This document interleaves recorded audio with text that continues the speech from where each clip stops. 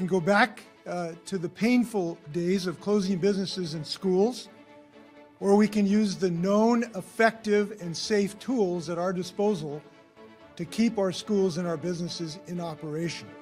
Well, that's Washington Governor Jay Inslee with some words of warning regarding the COVID pandemic. The indoor mask requirement in our state now back in effect as of late August. Vaccinations now required for all state employees. This following a spike in COVID-19 cases, now at the highest levels we have seen since the height of the pandemic last December. Some challenging news as we approach the fall season here on Seattle News, Views, and Brews, your coffee break political podcast. I'm Brian Callanan. I'm a host on Seattle Channel, and the views expressed here are my own. Joining me is Kevin Schofield from Seattle City Council Insight. Kevin, we're right in the middle of Seattle City Council's 2-week summer recess. I have to ask, was recess your favorite period in the school day as a kid, or was it algebra? I just wanted to make sure I checked on that. It was definitely not recess. I was a nerdy little kid that got beat up a lot, and and always picked last for all the teams at recess. No, recess is not anything. But I'm enjoying recess now. I got a couple days into my vacation period here. So, I was going to say that apocalypse period is really coming in like a champ there, man. Apocalypse period. Oh, maybe it's not that far yet. I resemble that remark. Right. Thank you, sir. Thanks also to City Grind Espresso, our background noise sponsor for the audio podcast. Thanks also to our patrons for supporting our show. Hoping to see more of you listeners join them and keep this podcast running. Our patrons at the $10 level join the Mug Club. The first rule of Mug Club, always talk about Mug Club. And if you join at that level, that $10 level, we will send you a Seattle News, Views, and Brews coffee mug right here. We will post your mug shot on the show. So who's mugging for us this week? It's Cliff. Our patron Cliff, with a cool shot of the Seattle skyline, and the mug fits right in there. Cliff, way to be responsive to the design there. And thank you for the photo. Thank you for your support of the show, too. Everyone else, why can't you be like your brother Cliff? Come on now. Support independent journalism, Seattle News, Views, and Brews on Patreon.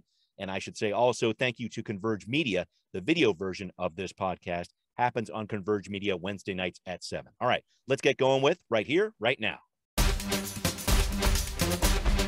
Well, we head into the end of summer with an indoor mask mandate in effect as of August 23rd. State employees need to get vaccinated or lose their jobs by October 18th, our governor says.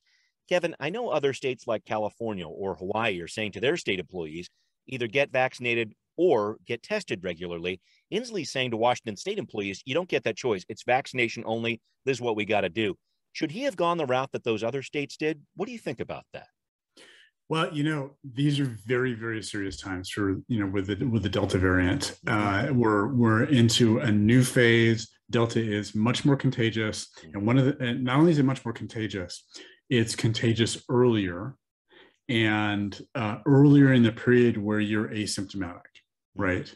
So arguably even before you might even test positive, certainly before at this point, you would get the test results back from a test. Right. You can be spreading it to other people. Yeah. And we just know this thing is much, much more contagious. Right. So testing is great. We need more testing. We absolutely and if you're out there and you're feeling symptomatic, definitely go get tested. Absolutely right. Or if you discover that somebody you've been spending time in close quarters with has tested positive, go get tested right away. Yeah. Right. Don't wait. Just go get tested right away. Yeah. But testing is not enough. Testing is not going to get us out of this because of some of these differences with the Delta variant. And we're seeing that in the numbers right now. Yeah, so, here in King County, as of last week, they were averaging 527 cases per day. Right. Which is not too far off from the peak last winter. Right. So, about 24 hospitalizations a day. Yeah. And again, that's actually even closer to the high from last winter. Right. The hospitalizations are way up. Right. So far, we haven't seen the number of deaths, daily deaths, sort of go back up to that level. We have better treatments at this point. Right. Seeing is, this is largely now a pandemic of the unvaccinated. Right. That's right. But it's super, super serious because we still don't have vaccinations that are approved for kids under 12. Yeah. And now we're on the verge of those kids going back to school. Right. And I was going to say these next couple months here, there's so much ahead when it comes to coronavirus. The FDA is expected to fully approve the Pfizer vaccine really any day now, is what I'm hearing on that. Yeah. And we're also going to need some vaccine booster shots this fall. So we'll see how that plays out. But I think about that when it comes to the pandemic, schools reopening, a vaccine for kids under 12 will not be available until midwinter. A lot of continuing concerns around coronavirus. Yeah, we'll see if it's midwinter. What happened there is, Pfizer and Moderna have been working hard on going through the process of getting approval, emergency authorization for those for kids under 12. Yes. And the FDA looked at their preliminary results and said, we think there's some places where you need to do some more work on this. So they sent them back to do more studies, and that's kind of delayed it. There's some folks are saying optimistically early October. Late September, early October for authorization for that. As you mentioned, the general approval for, not the emergency use authorization, but the general approval for the Pfizer vaccine could be any day now. Could be like, could be coming up in fact, very likely to be coming up this week. Yeah. And first week of September. Yeah. Among other things, the thing that really cues these vaccine mandates, right? When it's not emergency use authorization, but it's really like, okay, there you go. The FDA has approved this vaccine. Yeah, let's go. Then that gives governments more power. And, schools have been doing that forever. That's right. Yeah. Forever. Line them up. Have had, your Mumps, kids measles, can't go to rubella, school unless they have like all those standard vaccines. So this will get added to that list. Right. I would think so too. And I wonder, this is such a tough part. This phrase of vaccine hesitancy has entered our lexicon now. And I wonder if that full approval, does that reduce some of that hesitancy? I just feel like there are some different political lines being drawn, and I wonder what happens. Yeah, I hope so. And I think I do too. One of the things that I'm not sure our government leaders have said strongly enough that really needs to be said is, look, the Delta variant that we're seeing now, this is not the same COVID that we were seeing a year and a half ago, right? This is a different thing, right? And we should think about it and act like it's a different thing, right? Yeah. This is infecting kids, right? And kids are getting hospitalized. That's right, right. And some of those kids are going to die from it. Yeah, right. Yeah. So at this point, we need to react to protect kids. Yeah, that's the message.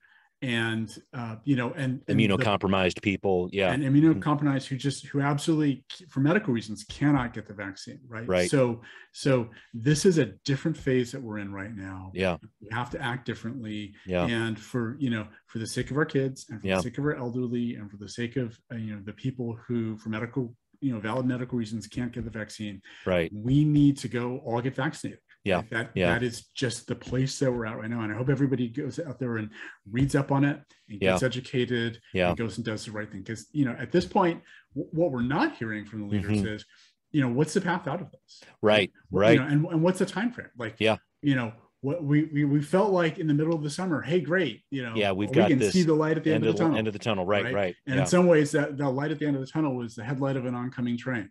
Yeah. Right. Because we opened everything up. Right. And we gave Delta a chance to really get a foothold in our communities. And it did. Yeah. Right? Yeah. And we are paying the price for that now. Yeah. But how do we get out from Delta? That's the challenge. Tough. Yeah. Really, the best thing we can do right now is all get vaccinated. Yeah. And we mentioned boosters before. Right. The reality is, we're all going to end up getting boosters. That's right. Right. That's and what the I've heard question too. Isn't whether we get a booster or not. Right. There's good science at this point that says that over time, while the vaccines are strong and they do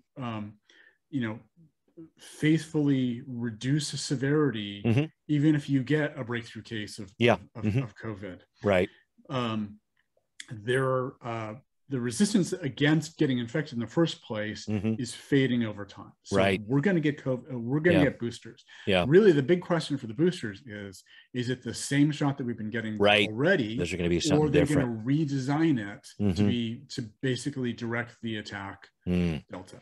Wow. Right. I know a bunch of questions ahead, and I know we're going to be keeping an eye on those numbers, but I wanted to talk about some other numbers, if I could, with you, Kevin, numbers that are actually very much related to these COVID figures, an economic and revenue forecast for the city of Seattle. So the council heard about this last week. I was surprised, Kevin, to see some better news than the experts were predicting this spring. People were getting out, and it looked like spending some money, at least in the second quarter of this year. Yeah, there's a big part of it.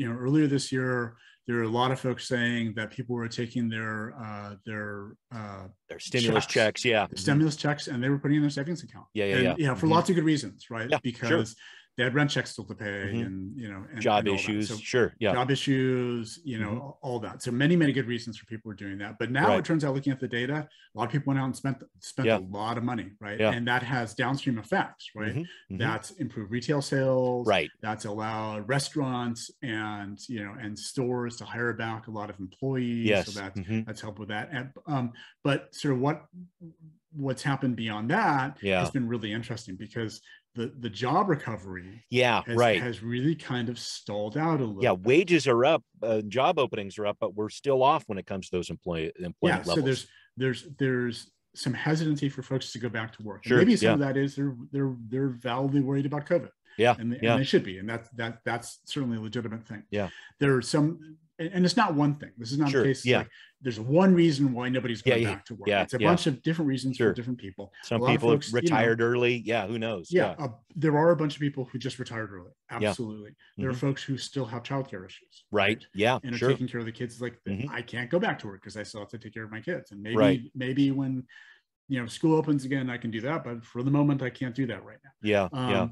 And there are other folks who, because of stimulus checks, have a little bit of extra money in the bank right now, and are taking their time to figure out, okay, what do I want my next job to be? I got laid off my last one. What's my big pivot at this point? So it's all that. But and then on top of that, you look downtown, and this is something that I was going to say, other cities that have industries that are very friendly to remote work are also seeing. There's not been a lot of folks going back to their downtown office jobs. It's still about 20% of what it was prior to the pandemic.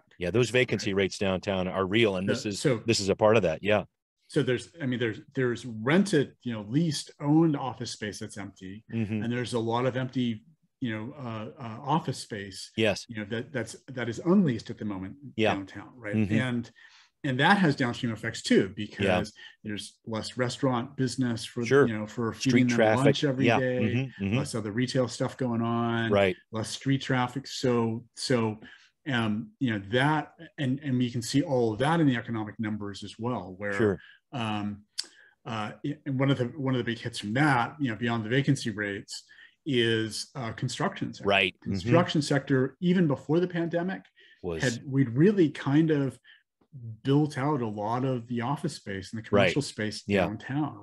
And so, new permits being filed for office space had really dropped off in 2018, 2019. And then we went into the pandemic, and it just hit the floor.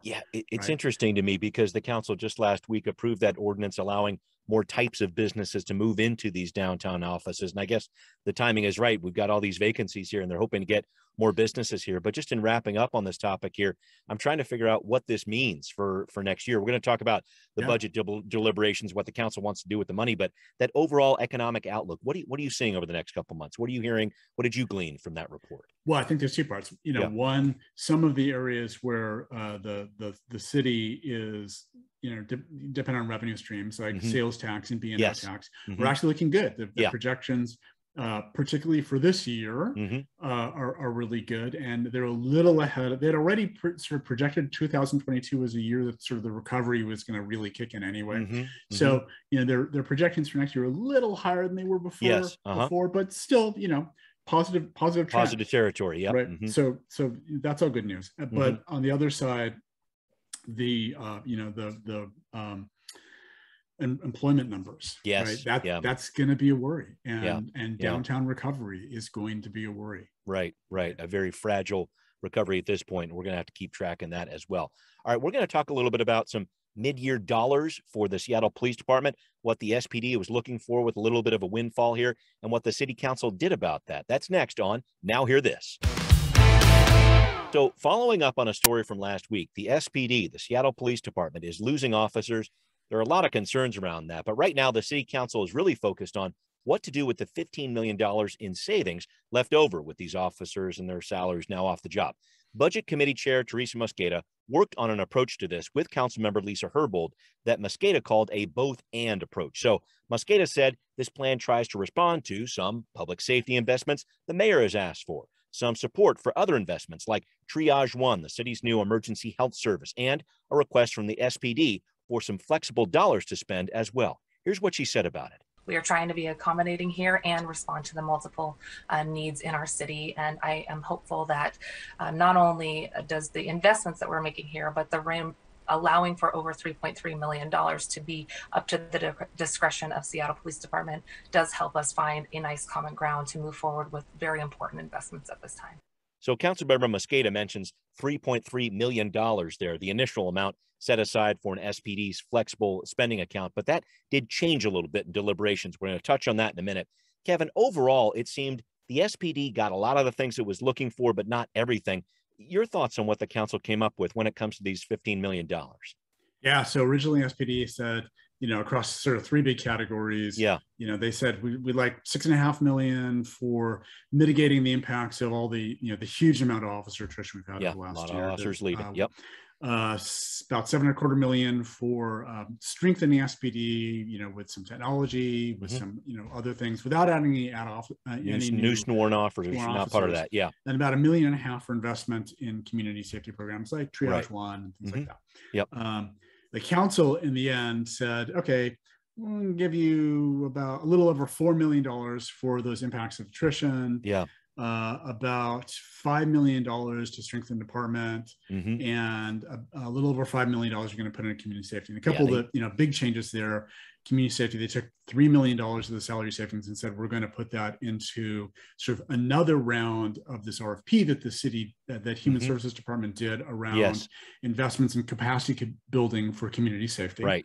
Where they were really oversubscribed with the amount of money. They had $12 million, and they were just really oversubscribed with the really good requests that they got. So a lot of people wanted to take part in that, the community, One of the things that SPD asked for was $3 million to increase their overtime budget, because not just, because they were overrunning it like they've done in the past, but specifically was what they said was everybody predicted that these big events like Mariners games and Seahawks games and things like that would start later in the year. But we kind of reopened early summer. We did. So a lot more big events happened that SPD had to staff than was in the original plan. And so they said, we need about $3 million, I think more than that.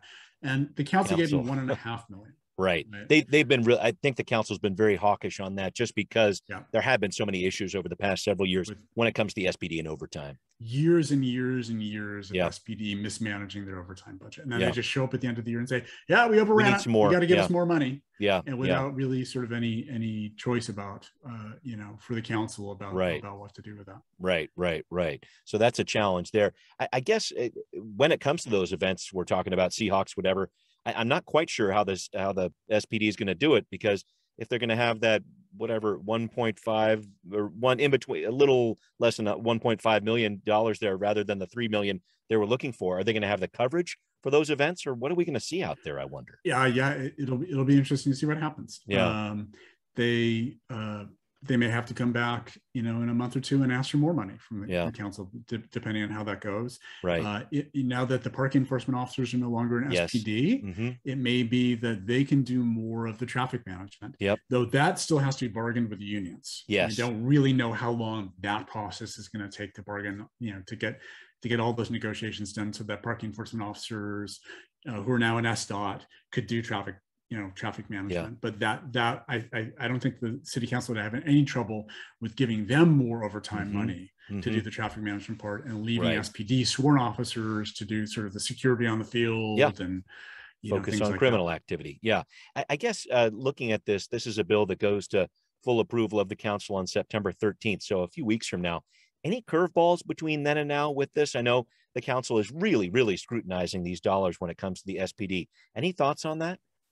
I don't think there's going to be a lot of curveballs with this part. One of the things that we're going to talk about in a minute when we talk about what's going on with the budget this year, next year, is as part of this revenue, update and economic update they just got, they found out that at the moment, they're projecting about $52 million more in revenues this year. A bit of a windfall, right, and more next year, but $52 million this year. Yeah, and that's just a lot of money burning a hole in their pocket right now. I don't think they're going to want to spend it on SPD. But they may want to put more of it into some of these other programs outside of SPD.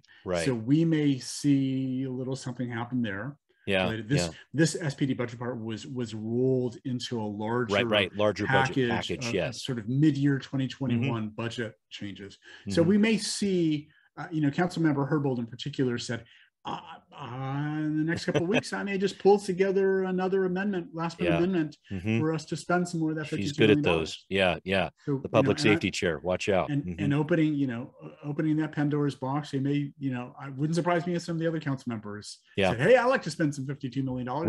Right. What did you do over your summer break? Came up with some amendments. We'll see what happens there. So September 13th, definitely a big date to keep an eye on there. I wanted to make sure I updated people on a few other things though here, Kevin.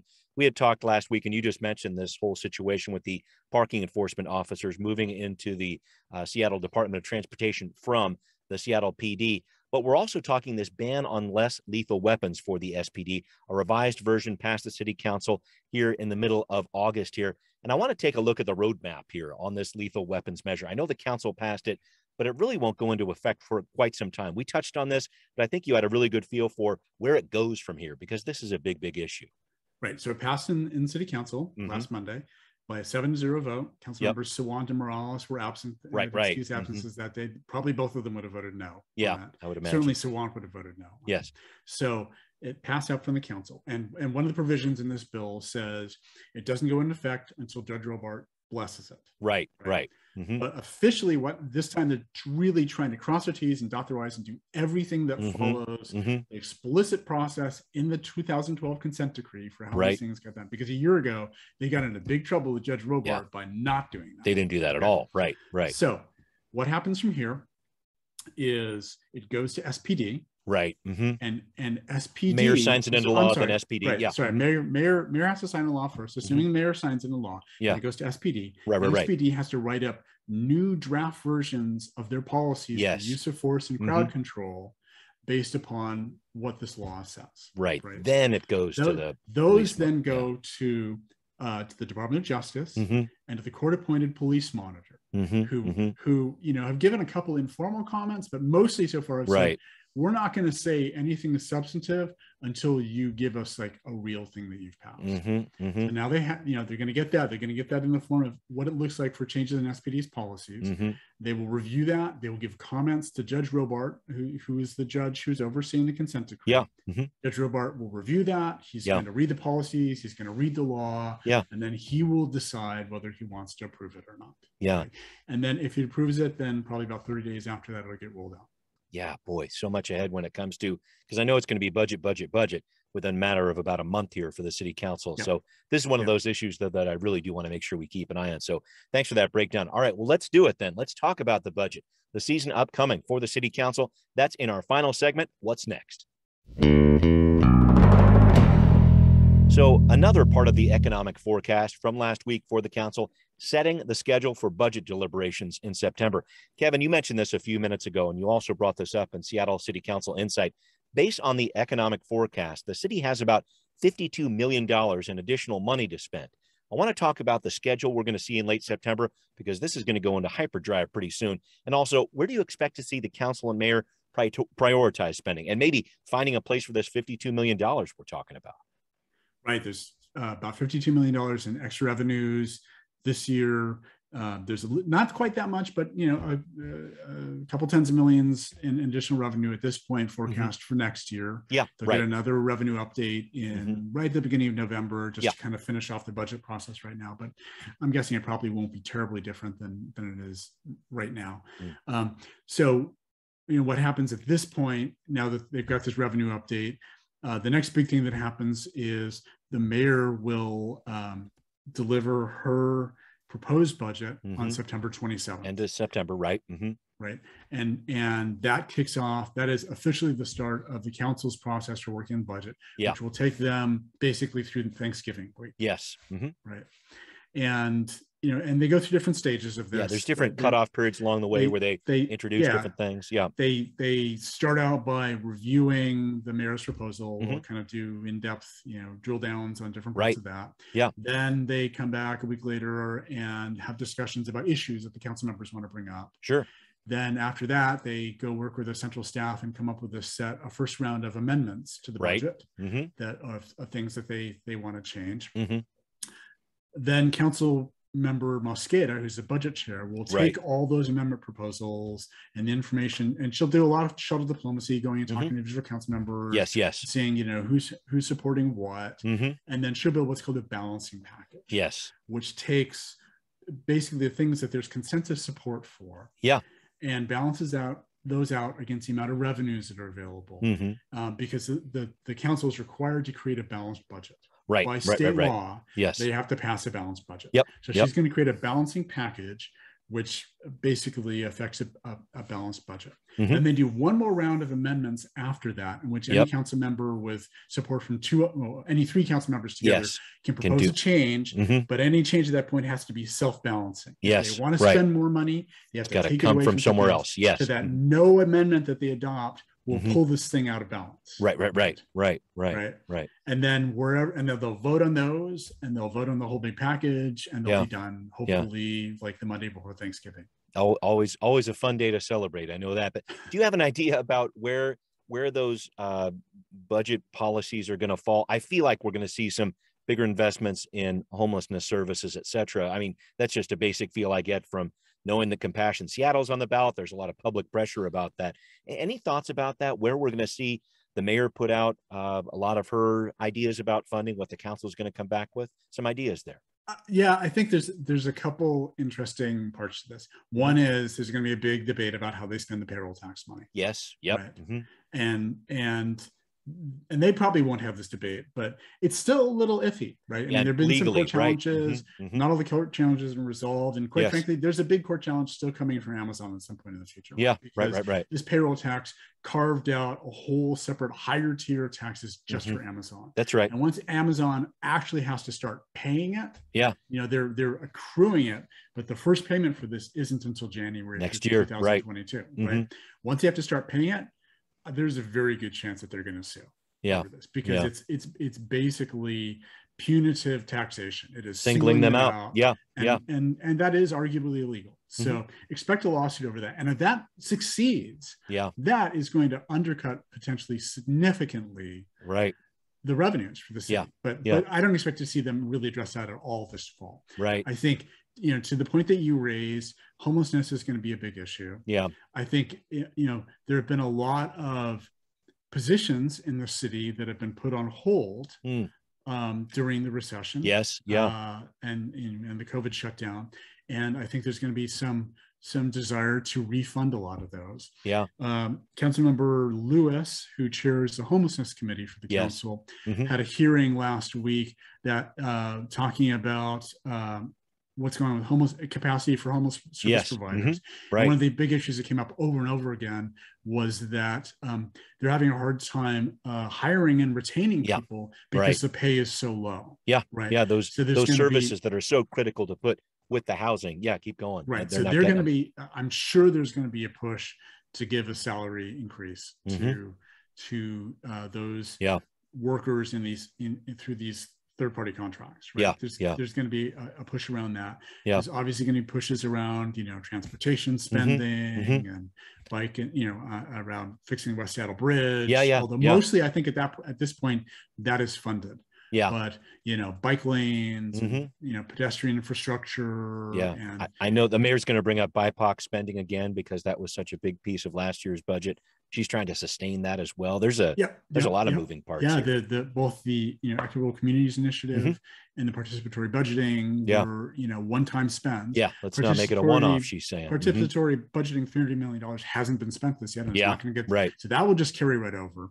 But the $30 million for the Equitable Communities Initiative that the mayor put in there is getting spent out this year. That's right. So if that's going to continue, that's going to be another $30 million this year. So that's going to be money that they're going to have to go find. Wow. Okay. Well, I know we're going to be deep in this come September. So thank you for the breakdown there.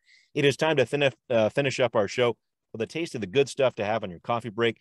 Kevin, if you were not aware, really knows his stuff on baking. I consult him regularly on advice on things I should be eating. So, Kevin, this week it is a sourdough starter update. Let me see if I can grab it up here. My daughter's been working on this. Actually, nice. She named her starter John. This thing looks like an old paint can, doesn't it? Yeah. You can see it in. Oh, yeah. John's moving around here. Yeah, a bit of a long story on the name, but I wanted to ask about this. She's putting in the flour and the water and so forth. How often do you feed a monster like this? What's the story on that? Once a week. Once a week is what you do. Okay. Does it matter if it's in the fridge versus out on the counter or? Well, so what you tend to do with this is that does not smell all that great. Keep going. Yeah. Well, that's what sourdough is supposed to smell like. It's supposed to be sour.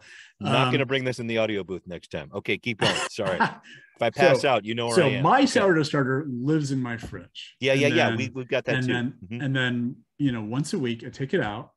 I'll scoop out a half cup portion of it. Yeah. And mix that with a half cup of flour and a half cup of water. Yes. Okay. And let that sit at room temperature for about 24 hours. Right. And it comes back to life. It bubbles. It starts feeding. And after 24 hours, you scoop that out of the dish back into your main container and put that back in the fridge. Yeah. That's how it gets done. Okay. That's how it gets done. Okay, good. I just wanted to make sure we're all in the up and up here because this thing, I don't mind it taking up room in the fridge. It's a good thing to have there. And when we have sourdough bread, it's awesome. But wow, I didn't really realize cracking this thing open and smelling it was such a hazard. Next time. Just if it's sour, that's good. That means it's working. It's a good sign. Okay. But keep in mind that in case it worries you at all. Yes. This you're taking this bread and you're baking it at 400 degrees. This is true. This is true. Half an hour, 45 minutes. That's right. Yeah. The evils, there's nothing going to be living in that bread. Okay. That, all right. This is where bread makers and bakers get really philosophical. I see. Right? All right, break it down, sir. It's the sort of the bakery circle of life. Okay. Where you start with this thing. You start with yeast, right? Which is this alive thing.